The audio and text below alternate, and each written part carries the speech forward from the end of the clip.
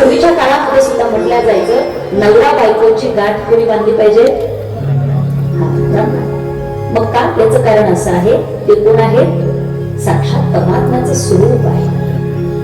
म्हणून विवाह करता एक तर देव पाहिजे म्हणजे आई वडील पाहिजे, 2 ब्राह्मण पाहिजे आणि 3 अग्नी पाहिजे. काय पाहिजे? किती फेऱ्या मारत असतात त्या अग्नीला महिला मंडळ? किती मारतात? मला वाटतं आपलं काही झालं नसेल हो, त्याच्यामुळे आपल्याला काही माहित नसेल. किती फेऱ्या मारतात?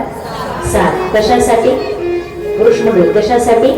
7 जन्मापर्यंत हीच मला मिळावी.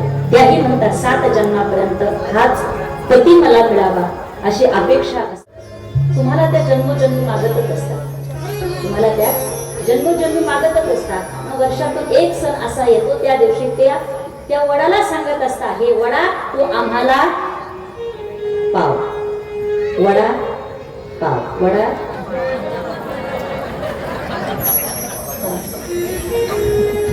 तो वडापाव नाही. त्या वडाला सांगतात, त्या झाडाला, हे वडा तू आम्हाला पाव आणि काय कर, हाच पती आम्हाला जन्मोजन्मी मिळू दे.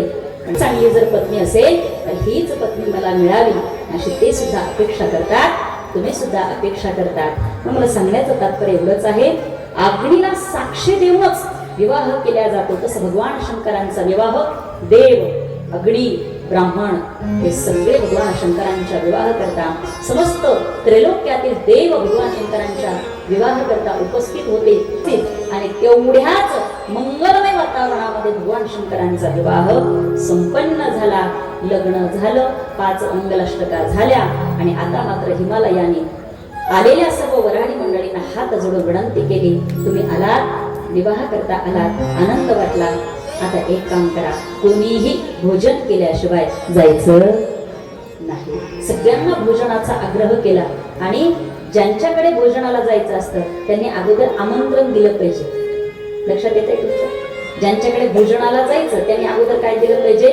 आमंत्रण. पहिल्यांदा आमंत्रण द्यावं, हात जोडावे आणि विनवणी करावी.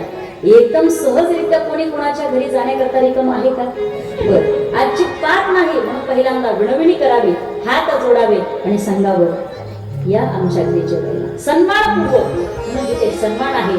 तिथली बाजरीची भाकरी असू द्या, ठेचा असू द्या, तोही कोड लागत असतो, तोही कोड लागतो. नाहीतर मग काय आहे, पुरणाची पोळी खाऊ घालायची. काय झालं, या साताऱ्याला स्वतीताई माझं कीर्तन असतं दरवर्षी, गणेश चतुर्थीच्या दिवशी दरवर्षी असतं. तिथं आमचे एक दादा आहेत, नितांत प्रेम करणारे माझ्यावरती. मला म्हणे, ताई आज कीर्तन आहे तुमचं, 7 ते 9 आहे, तर किती वाजेपर्यंत या? म्हटलं येते मी, 6 वाजेपर्यंत येण्याचा प्रयत्न करेन. हो म्हणे ताई, अगदी जेवायला यायचे, अगोदर जेवण आणि लगेच कीर्तन. म्हटलं चालेल. म्हणे मग सांगा ना तुम्हाला जेवणासाठी काय करायचं? म्हटलं काय जे असेल आपलं साधं भाजी पोळी. नाही ते होईल म्हणे, पण तुम्हाला एखादा काही पदार्थ आवडतो का?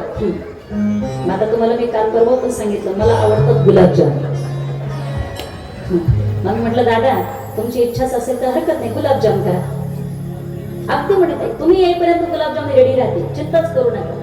मी गाडीत बसले, प्रवास झाला माझा, तिथे उतरले गाडीच्या खाली, घरामध्ये गेले, फ्रेश वगैरे झाले आणि जेवायला बसले. जेवायला बसले पण जरा माझा विचित्र स्वभाव असा आहे, आता मला काय आवडतात? झोपले काय? मला काय आवडतात? गुलाबजाम. मग मी ताटामध्ये बाकी काहीच घेतलं नाही स्वातीताई, फक्त गुलाबजाम घेतले. काय घेतलं? फक्त गुलाबजाम घेतले. पण अंदाज काय वाटतं मी किती गुलाबजाम खावे? अंदाज किती गुलाबजाम खावे? 50? अरे बापरे. बरं 5 गुलाबजाम. बरोबर, तुम्हाला खोटं वाटेल, गुलाबजामची साईज मोठी होती. मी गुलाबजाम खाल्ले 8. किती खाल्ले? 8. पोट भरलं ना माझं एकदम. आता बस म्हटलं, आता काही इच्छा नाही. पण तो व्यक्ती माझ्यावर फार प्रेम होतं. पुन्हा ते पातेलं घेऊन आला गुलाबजामचं, आग्रह करून आला, एक एवढा द्या. म्हटलं 9 होती ना, हो द्या. म्हटलं मग कीर्तनाचं म्हटलं झोप लागेल मला, तुम्ही घ्यावं, एक एवढा गुलाबजाम घ्या. आग्रह करून त्यांनी माझ्या ताटामध्ये तो 9वा गुलाबजाम वाढला. तर म्हटल्यानंतर मला खावं लागणार. 9वा तो गुलाबजाम मी खाल्ला. खाल्ल्यानंतर मी शांत बसले. समोरच व्यक्ती होता, त्याने मला विचारलं, म्हणे मुक्ताबाई सांगा ना, गुलाबजाम कसं काय झाले होते? आता त्याचे गुलाबजाम खाल्ले म्हटल्यानंतर त्याच्या गुलाबजामचं मला वर्णन करावं लागेल ना. मी म्हटलं वा वा काय गुलाबजाम होते म्हटलं, आमच्याकडे पण करतात नाशिकला, पण असे टेस्टच नाही. म्हटलं नंबर 1 अप्रतिम एकदम बारीक नंबर 1 असं म्हटलं. त्याने गपचूप राहून तुम्हाला पाठीमाग मला खा खा खा. कधी तुमच्या बापाच्या घरी तरी भेटले होते का? मला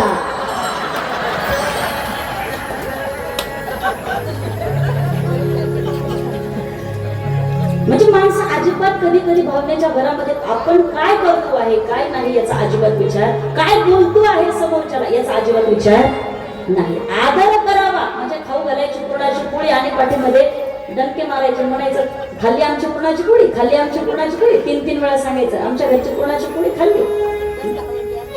3-3 वेळा सांगायचं. गरज आहे का? नाही, एकदाच सांगा. तुम्ही प्रेमाने सांगा, हात जोडा, महाराज जेवण करा, आदराने करा, या आमच्या घरी, सन्मानपूर्वक तुम्ही बोलवा. तसं हिमालयात सुद्धा आलेल्या पाहुण्यांना यथाशक्ती पाहुणचार करू लागला. या बसा, भोजन करा, प्रेमाने आनंदाने सगळ्यांना भोजन देऊ लागला, वाढवू लागला. आणि आता